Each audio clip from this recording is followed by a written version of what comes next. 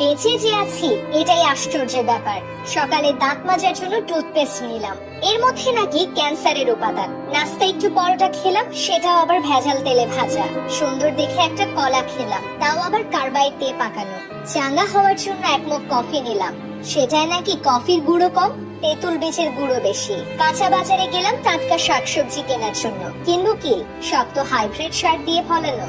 মশলা আর হলুদের গুঁড়ো নিলাম, ওতে আবার লেড আর ক্রোমাইড কেমিক্যাল মেশানো।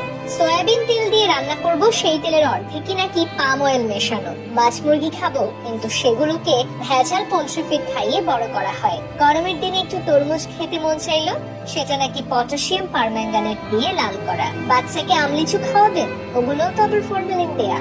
একটু মিষ্টি খেতে মন চাইলো, জিলাপি নিলাম, সেটা নাকি পুরা মোবিল দিয়ে মচমচ করা। ইফতারে গলা ভেজাতে শরবত খাবো, তাতে মেশানো হয়েছে ক্ষতিকর রং আর কেমিক্যাল। খেজুর কিনলাম, চড়া দাম নিয়ে ধরিয়ে দিল 3 নম্বরই খেজুর। ইফতারে মজা করে মুড়ি মাখানো খাবো, সেই মুড়ি ইউরিয়া দিয়ে ফোলানো। সরিষার তেল দিয়ে মাখিয়ে খাবো ভেবেছিলাম, সেই তেলেও তো ভেজাল। সুন্দর দেখে বড় বড় পেঁয়াজও কিনেছিলাম, খেয়ে মনে হলো বড়া খাচ্ছি। আলুর চপে আলুর নাম গন্ধ নেই, বেগুনিতে বেগুন খুঁজে পেলাম না। সবজির চপ মুখে দিয়ে মনে হলো খড়কুটো চিবাচ্ছি। প্রোটিনের জন্য গরম দুধ খাওয়া দরকার, কিন্তু গাভীর পিটুইটারি গ্রন্থিতে ইনজেকশন দিয়ে নাকি অতিরিক্ত দুধ দোয়ানো হয়, তারপর আবার মেশানো হয় 1 বালতি পানি। এত ভেজাল খাওয়ার পর 2-1টা ওষুধ না খেলে তো শরীর টিকবে না। কিন্তু ওষুধ যে খাবো, বেশিরভাগ ওষুধ খেলেই হয় সাইড এফেক্ট, বাকিগুলো আবার শরীর কাজই করে না। ওষুধ খাচ্ছি নাকি স্বাদবিহীন কাশি ট্যাবলেট খাচ্ছি, সেটাও একটা সন্দেহ। ভেজাল খেয়ে পেট ভরিয়ে বসে বসে ভাবছি এই পর্যন্ত বেঁচে আছি কিভাবে।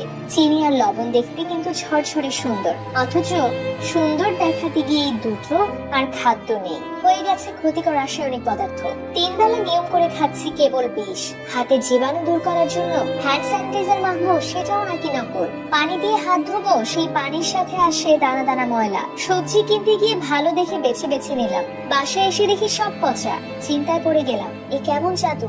ব্যবসায়ীরা কি মানুষ নাকি এলিয়েন? এখন মানুষের ইমানেও দেখি ভেজাল, আগাগোড়া মানুষের মধ্যেই ভেজাল। দুর্নীতির মধ্যে দুর্নীতি, তার মধ্যে আবার দুর্নীতি।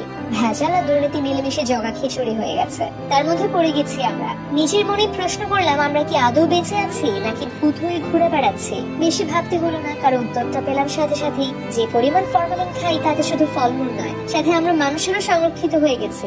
তো কবেই পৌঁছে যেতাম।